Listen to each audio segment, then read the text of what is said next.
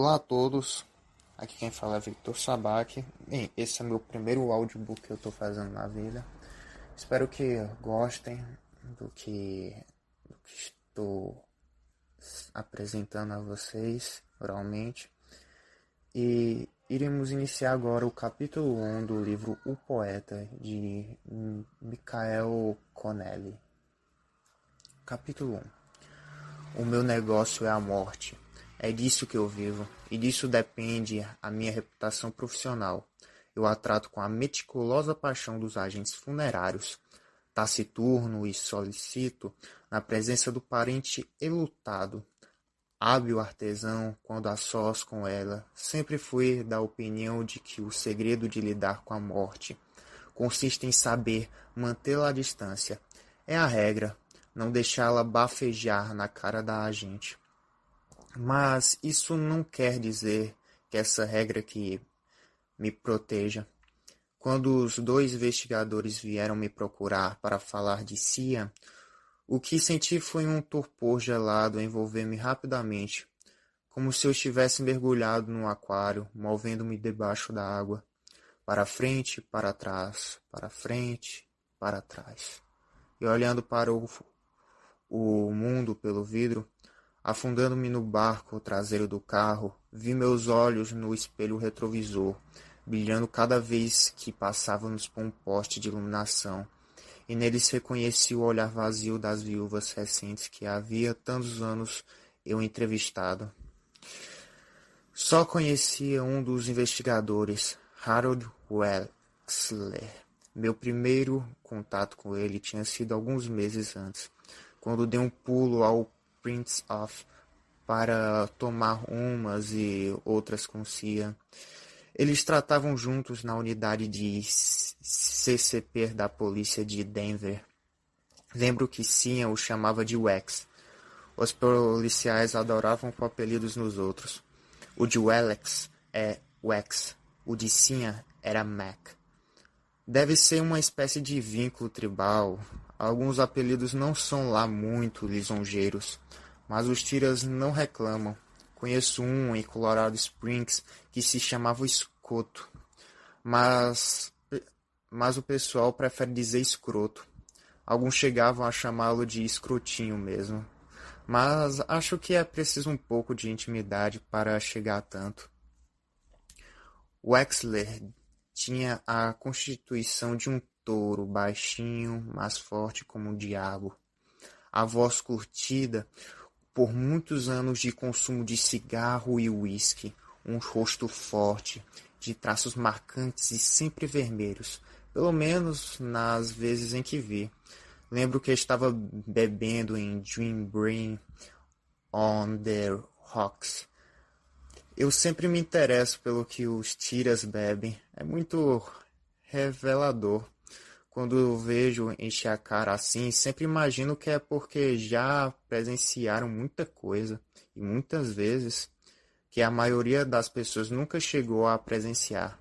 Cian estava tomando cerveja em Liter naquela noite, mas ele ainda era jovem, embora já estivesse na chefia da unidade de CCP. Era pelo menos 10 anos mais moço que o Wexler.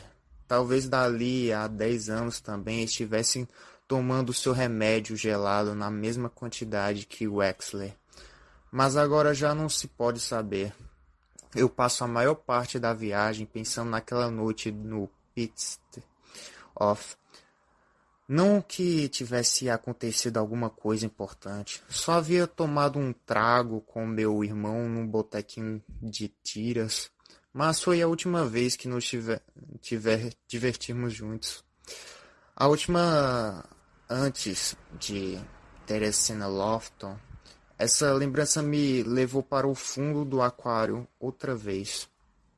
No entanto, nos momentos em que a realidade conseguia penetrar o vidro em meu coração, eu experimentava um sentimento de fracasso e tristeza. Foi a primeira vez em meus 34 anos que senti a alma verdadeiramente dilacerada. Bem mais que no dia da morte da minha irmã. Eu era muito jovem, então para realmente lamentar a perda de Sarah, para compreender a tragédia de uma vida não vivida. O que eu lamentava agora era não haver percebido, não haver nem sequer suspeitado que Sinha estava tão perto do abismo. Ele era cerveja liter, ao passo que todos os tiras que eu conhecia eram uísque com gelo.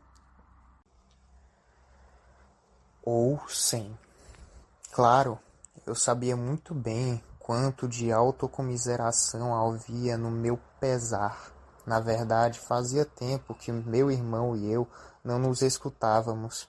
Tínhamos enveredado por caminhos diferentes. E toda vez que eu tomava consciência dessa verdade, o ciclo da minha mágoa recomeçava. Uma vez, Cia me falou na teoria do limite. Disse que todo policial de homicídios tem um limite, o qual, no entanto, a gente só fica conhecendo no momento em que o alcança. Ele estava falando de cadáveres. Meu irmão acreditava que havia um máximo que um tiro aguentava ver, um número diferente para cada pessoa, um número que para alguns chegava cedo, outros eram capazes de passar 20 anos na polícia sem nem sequer se aproximar no teto máximo. Mas esse teto existia, e alcançá-lo era chegar ao máximo ao fim da linha. O cara pedia transferência, devolvia as credenciais, dava um jeito, mas já não era capaz de olhar para um defunto. E se olhasse, excederia o limite, e então começavam os problemas. Muitos acabavam chupando bala de revólver. Era o que Sim dizia. Eu me dei conta de que o outro investigador, Ray St. Louis, estava falando comigo. Até se voltou no banco para olhar para trás. Era bem mais alto que o Wexler. Mesmo na escuridão do carro, pude ver a textura áspera do seu rosto bexiguento. Não conhecia, mas já tinha ouvido falar nele. E sabia que os outros policiais o chamavam de cachorrão. Quando os vi pela primeira vez, esperando-me no saguão de rock, tive a impressão de que ele e Wexler eram Mutt e Jeff em pessoa. Pareciam estar saindo de filmes antigos. Casacões compridos e escuros, chapéus. A cena teria ficado melhor em branco e preto. Você sabe que ela vai perceber na hora, eu disse. Claro, Concordou Wexler. ela sempre percebe. Compreendi que eles estavam contando com isso, com que Riley descobrisse tudo no momento em que abrisse a porta. Seria mais fácil. Baixei a cabeça e, passando os dedos por baixo dos óculos, pincei o nariz. Percebi que acabava de me transformar num personagem de minhas próprias histórias. Estavam experimentando a mágoa e o sentimento de perceber que me esforçava por eximir com tanta minúcia na pequena coluna do jornal que escrevia, procurando torná-los mais reais e cheios de significado. Agora eu era um desses detalhes da história, e senti vergonha ao me lembrar de meus inúmeros telefonemas a viúvas e a paz de crianças mortas, ou a irmão de suicidas. Eu tinha chegado a isso. Acho que não existia um só tipo de morte sobre a qual não escrevera, e nunca perdi a oportunidade de bisbilhotar nos meandros da dor. Como está sentindo? Pergunta típica de repórter. A primeira e inevitável. Quando não formulada de modo tão direto, ela me saía camuflada por uma manifestação qualquer de simpatia e compreensão. Sentimentos que, no fundo, nunca tive. Eu levava comigo uma lembrança dessa insensibilidade. Uma pequena cicatriz esbranquecida no lado esquerdo do rosto, bem na linha da barba, causada pelo anel de brilhante de uma mulher cujo noivo morrera numa avalanche perto de Brent Creek. Eu a abordei com inevitável pergunta e ela me respondeu com um bofetão. Naquela época, eu era novato na profissão e cheguei a acreditar que havia cometido um erro. Agora ostentava a cicatriz como uma condecoração. Pare aí, pedi de repente. Estou me sentindo mal. Wexler desviou bruscamente para o acostamento. Chegamos a derrapar na lama escura e do gelo derretido, mas ele não perdeu o controle do automóvel. Antes mesmo que tivesse parado, eu tentei desesperadamente abrir a porta, mas a maçaneta não funcionou. Lembrei-me de que estava no carro de polícia. Os passageiros que viajavam no banco de trás costumavam ser suspeitos ou detentos.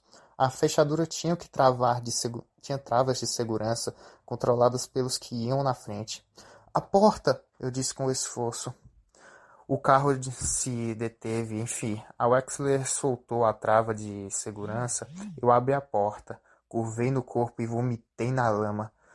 3 violentas golfadas saíam das profundezas de minhas entranhas.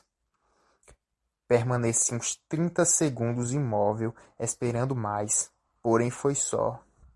Eu estava vazio. Pensei no banco traseiro do carro, feito para prisioneiros e suspeitos, e concluí que podia ser considerado as duas coisas naquele momento. Suspeito como irmão, prisioneiro da minha própria arrogância, o castigo com certeza seria continuar vivendo. Esse pensamento foi logo removido pela sensação de alívio causado pelo exorcismo físico. Desci com cuidado e me aproximei do asfalto da pista, onde os faróis dos carros que passavam se refletiam em agitados arco-íris na esfumarada palidez da neve de fevereiro. Parecia que estávamos estacionando junto a um grande pasto. Mas eu não sabia onde, não tinha prestado atenção no trajeto, nem quanto faltava para chegar a Boulder. Tirei os óculos e as luvas e os guardei no bolso do casaco. Depois abaixei-me e mergulhei as mãos na lama, em busca da neve branca e limpa. Peguei 2 generosos punhados, levei os bolsos e os esfreguei até que a pele me ardesse. Melhorou? Perguntou St. Louis. Ele acabava de se aproximar com a pergunta idiota, como está se sentindo? E eu nem me dei ao trabalho de responder. Vamos embora, falei. Voltamos para o carro, calado. Wexler retornou à estrada. Avistei uma placa indicando a saída para Brownfield e me dei conta de que estávamos na metade do caminho. Sendo de Boulder, eu já havia percorrido milhares de vezes os 48 quilômetros até Denver, mas agora aquilo me parecia território alienígena. Pela primeira vez pensei em meus pais, em como enfrentariam a situação. Estoicamente concluí. Era assim que enfrentavam tudo, jamais discutindo o assunto. Seguiam em frente, tinham agindo desse modo com Sarah. Por que ele teria feito uma coisa dessas? Perguntei depois de algum tempo. Wexler e St. Louis não disseram nada. Ele é meu irmão. Nós somos gêmeos. Santo Deus. Mas você também é jornalista. Nós fomos chamá-lo porque queremos que Riley conte com alguém da família. Se precisar, você é o único. Meu irmão se matou, porra! Foi um berro, uma reação histérica que eu sabia não surtiria efeito em nenhum tira. Basta o cara começar a gritar que eles dão um jeito de silenciá-lo como uma indiferença. Continuei com voz humilde. Acho que tenho o direito de saber o que aconteceu e por quê. Merda. Eu não estou aqui atrás de uma notícia. Vocês são... Sacudi a cabeça, interrompendo-me. Se insistisse, acabaria perdendo-os de uma vez. Olhei pela janela e vi as luzes de Boulder. A cidade agora estava bem mais iluminada do que no meu tempo de menino. Não sabemos por quê. Disse finalmente Wexler. Ok, tudo que posso dizer é que aconteceu. Às vezes, os tiras se cansam da muita merda que sai do esgoto. Mas que deve ter se cansado, só isso. Quem há de saber? Já estão trabalhando no caso. E quando descobrirem, eu ficarei sabendo e lhe conto, prometo. Quem está cuidando do caso? O serviço do parque tirou do nosso departamento. Aí ficou encarregada das investigações. Investigações especiais? Como assim? Eles não se ocupam de suicídio de tiras. Geralmente, somos nós que cuidamos disso. A unidade do CCP. Mas desta vez, não vamos deixar investigar um dos nossos. Conflito de interesses. Sabe como é? A CCP, pensei. Crimes contra a pessoa, homicídio, assalto, estupro, suicídio. Eu me perguntei quem seria ouvido como vítima. Riley? Eu? Meus pais? Meu irmão? Foi por causa de Teresa Lofton, não? Perguntei muito, embora eu não tivesse a menor dúvida quanto a isso. Não precisava de confirmação, só estava dizendo em voz alta, o que me parecia óbvio. Não sabemos, Jack. Respondeu Sanduíche. Vamos deixar as coisas como estão por enquanto. A morte de Teresa Taylor era um tipo de assassinato que faz as pessoas pararem, não apenas em Denver, em qualquer lugar.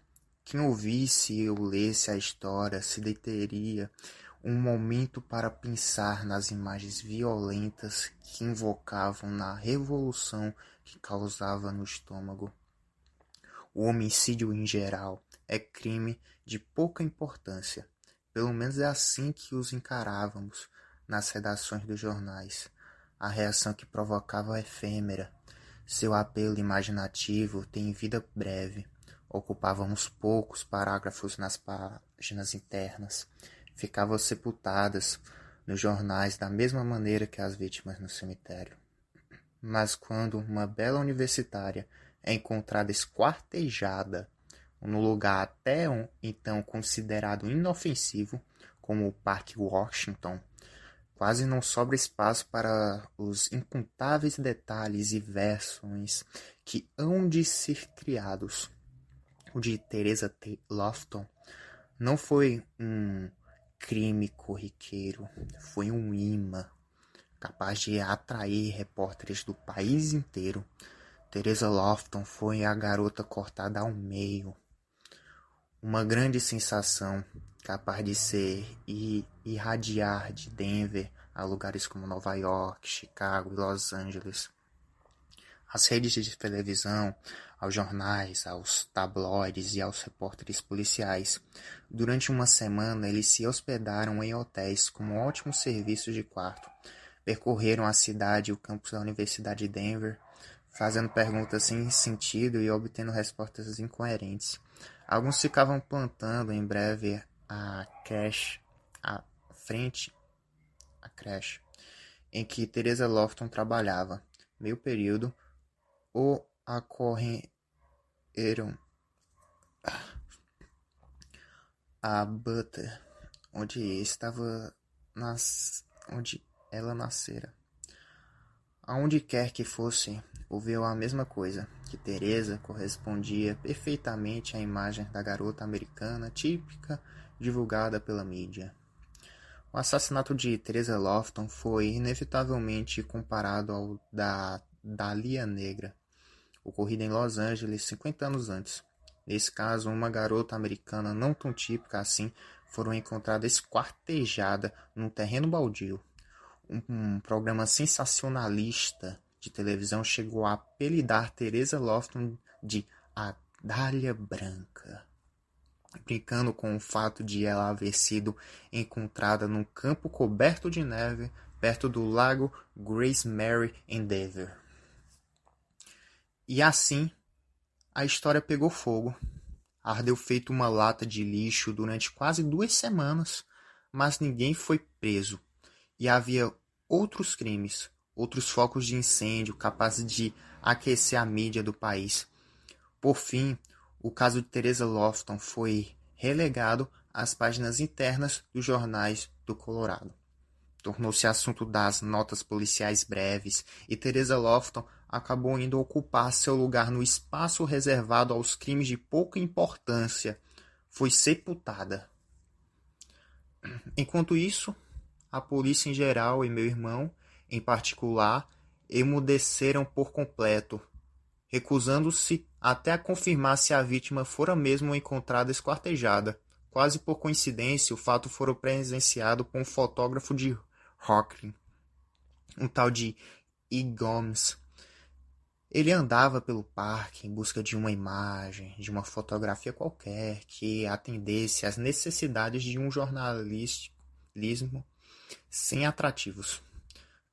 Quando deparo com a cena horrível, antes de qualquer outro repórter ou fotógrafo, os policiais passaram a se comunicar com o legista e os colegas por telefone, pois sabiam que Rock e o Post monitoravam suas frequências. Gomes fotografou as marcas usadas para transportar as 2 partes do corpo.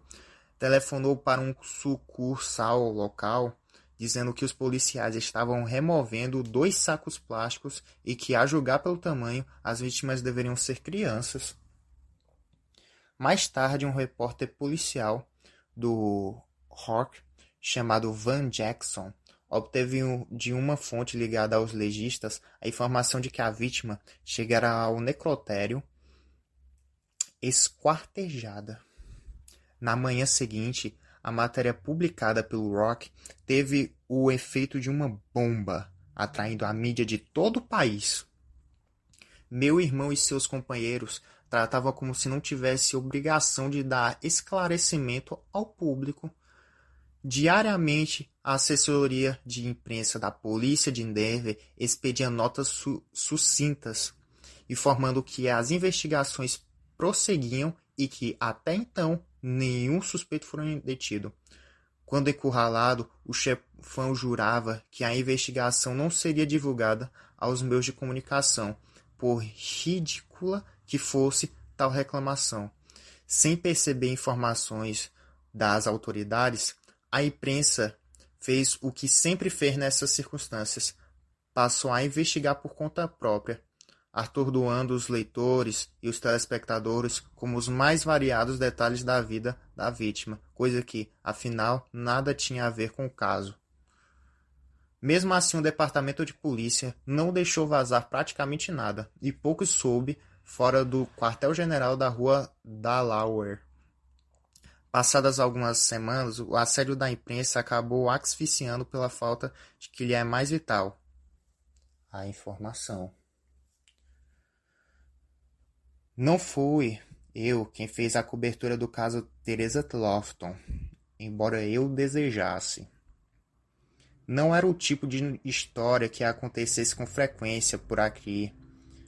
É claro que qualquer jornalista desejaria cobri-la, mas em princípio Van Jackson trabalhou em parceria com Laura Fitzsimmons, uma colega que escrevia sobre a universidade.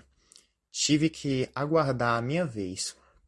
Eu sabia que quanto mais os tiras dificultassem a divulgação de informações, melhores eram as minhas chances, e quanto logo nos primeiros dias Jackson veio me pedir que obtivesse algumas coisas com meu irmão, mesmo que extraoficialmente, Prometi que teria, mas não fiz nada.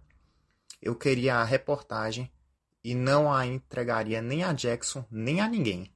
Muito menos tendo que queimar meu principal trunfo. No fim de janeiro, quando o caso já havia esfriado e desaparecera das manchetes, resolvi me mexer. Foi esse o meu erro. Certa manhã procurei Greg Glynn, o editor local, dizendo-lhe que gostaria de assumir o caso Teresa Lofton. Era a minha especialidade, o meu forte. Eu já fizera a cobertura de homicídios memoráveis na região das Montanhas Rochosas. Para isso, um jargão jornalístico, a minha perícia consistia em chupar as estrelinhas, até extrair a história real. Por isso, tratei de lembrar Glynn de que eu tinha uma grande vantagem. O responsável pelo caso era meu irmão, argumentei. E ele só falava comigo. Glynn não hesitou em desprezar todo o esforço e o tempo que Jackson já havia dedicado à matéria. Eu sabia que seria assim. O que ele queria era uma matéria que Post não tivesse. Saí do escritório com meu consentimento. Meu erro foi dizer a Glynn que eu tinha uma vantagem antes de discutir o assunto com meu irmão. No dia seguinte, atravessei as 2 quadras que separavam Rock da sede da polícia e fui almoçar com ele na lanchonete. Contei-lhe que havia assumido a reportagem. Sim, perdi o que eu desistisse. Esqueça, Jack. Não posso ajudá-lo. Como não? Você está no caso. Sim, mas não vou colaborar com você, nem com ninguém. Não quero estardalhaço na imprensa. Já informei o essencial. Mais do que isso, eu não preciso fazer. Agora chega. E olhou para fora da janela. Cian tinha um péssimo hábito de desviar o olhar, sempre que discordava de sua opinião. Quando éramos meninos, essa atitude me irritava, a ponto de eu levar-me a esmurrá-lo. Mas eu já não podia reagir assim, muito embora não me faltasse vontade às vezes. Ora sim, é uma matéria e tanto. Você tem... Eu não tenho que fazer porra nenhuma. E também não estou interessado nessa merda. Você é uma desgraça, Jack. Será que você não entende? Uma coisa que não me sai da cabeça e eu não vou ajudar ninguém a vender jornal à custa disso. Ora, tenha santa paciência. Eu sou jornalista. Olhe pra mim. Não estou preocupado com a venda de jornal. A questão é a reportagem em si. O faturamento que se foda. Você sabe muito bem como eu me sinto. Ele finalmente olhou pra mim. E você sabe, e você acaba de ter a oportunidade de saber como eu me sinto. Disse. Fiquei alguns instantes em silêncio. Peguei um cigarro. Eu consumia menos de meio maço por dia. Podia muito bem ficar sem fumar naquele momento. Mas sabia que o gesto aborrecia sim. Eu sempre acendia um cigarro quando eu queria provocá-lo. É proibido fumar aqui, Jack. Tanto melhor, assim pelo menos você tem a oportunidade de prender alguém. Por que você tem de se comportar feito um palhaço toda vez que não consegue o que quer? E você está se comportando. Olha como você está se comportando. Quem está dificultando as coisas? O problema é muito simples.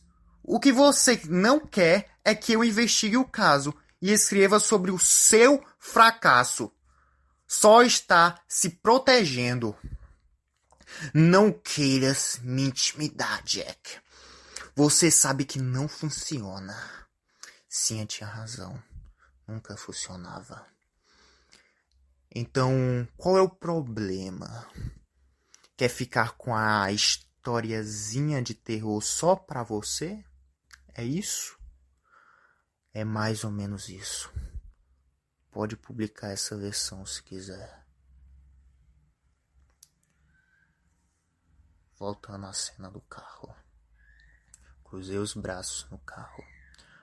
Com Wexler e St. Louis. Foi consolador. Foi quase como se estivesse me segurando, me abraçando. Quanto mais pensava em meu irmão, menos sentia as coisas tinham para mim. Eu sabia que o caso Teresa Lofton o estava pressionando, mas não a ponto de levá-la ao suicídio. Não a senha. Ele usou o próprio revólver? Eu perguntei. O Wexler me fitou pelo espelho. Estava me analisando. Pensei. Eu me perguntei se ele tinha ideia do que se passava entre mim e Cia. Usou. Aquilo me chocou. Não tinha sentido. Lembrei-me de todas as vezes que nos encontrávamos. Não era o caso Teresa Lofton que me preocupava. O que eles estavam dizendo é que me parecia absurdo. Isso é absurdo! St. Louis virou-se para me encarar. Como assim? Sim, nunca faria uma coisa dessas. Escute, Jack. Ele não estava cansado da merda que sai do esgoto. Adorava essa vida. Pode perguntar ao Riley.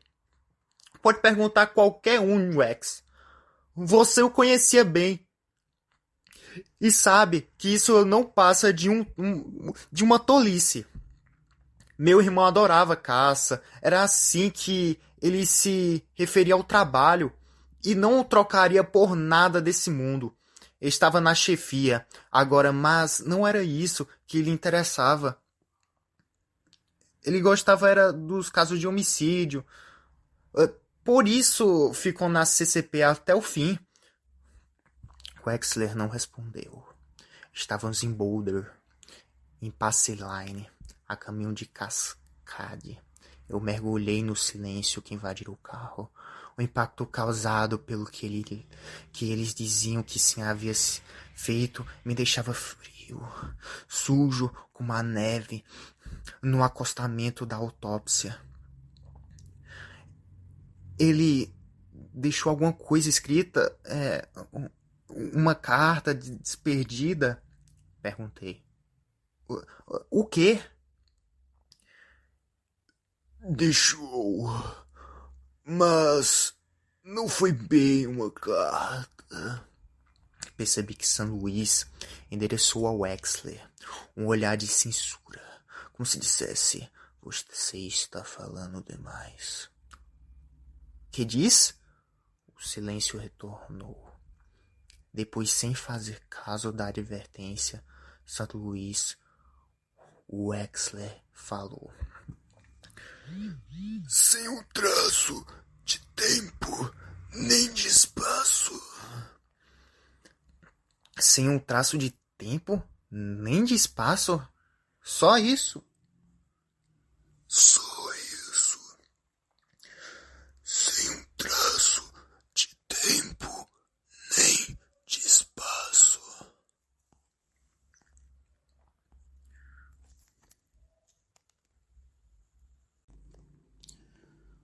O sorriso de Riley não durou 3 segundos. Foi logo substituído por uma expressão de pavor, como que tirada de um quadro de Mutt. O cérebro é um computador incrível. Bastaram-lhe uns poucos segundos diante dos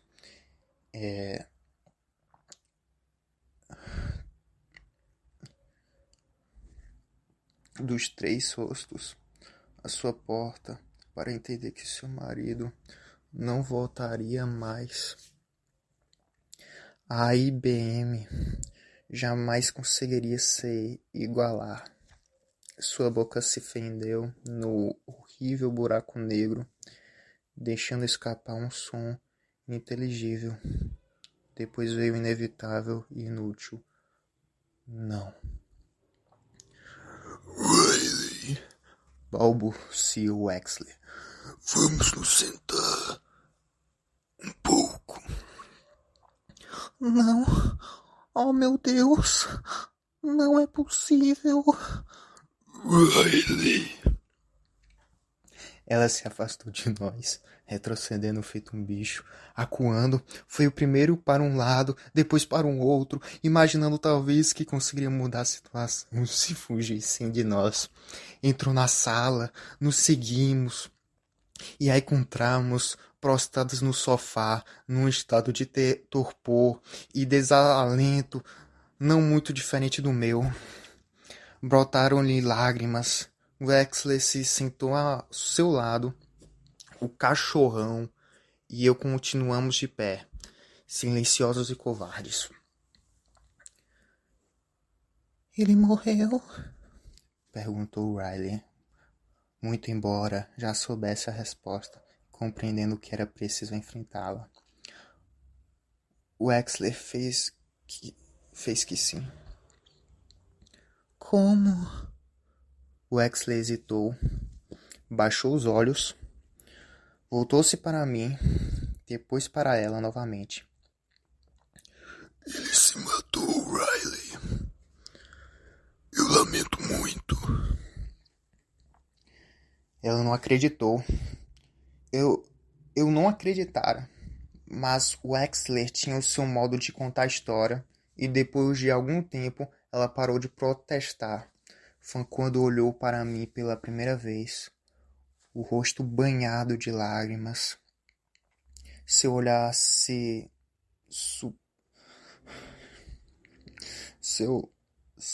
olhar de súplica parecia perguntar se não estávamos tendo um mesmo pesadelo, se eu não podia fazer alguma coisa, se não podia acordá-la. Será que não podia contar-lhe que aqueles dois personagens de filme antigo estavam redondamente enganados? Aproximei-me do sofá, sentei-me ao lado e me abracei.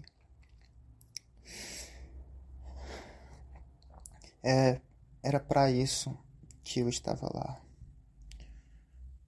Já presenciara muitas vezes cenas assim. Sabia o que fazer. Eu vou ficar aqui. Sussurrei. O tempo que você quiser. Ela não respondeu. Voltou-se para o Wexler. Onde foi que aconteceu? No Parque Estes, perto do lago. Não, ele não seria capaz. Que estava fazendo lá? Recebeu um telefonema. Alguém que disse ter informações sobre um dos seus casos. Tomaram um café juntos no Styler. Depois ele foi para o lago. Não sabemos porquê.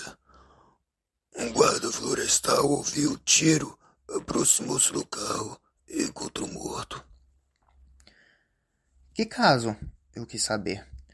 Olha, Jack, eu não estou querendo entrar aí. Que caso? Gritei sem me importar com uma inflexão da voz. Foi Teresa Lofton, não? Wexler fez em breve gesto afirmativo, enquanto São Luís se afastava sacudindo a cabeça. Com quem ele teve esse encontro? Basta, Jack. Não vamos entrar em detalhes como você. Eu sou irmão dele. Eu sou irmão dele. Ela é a esposa dele. Tudo está sendo investigado.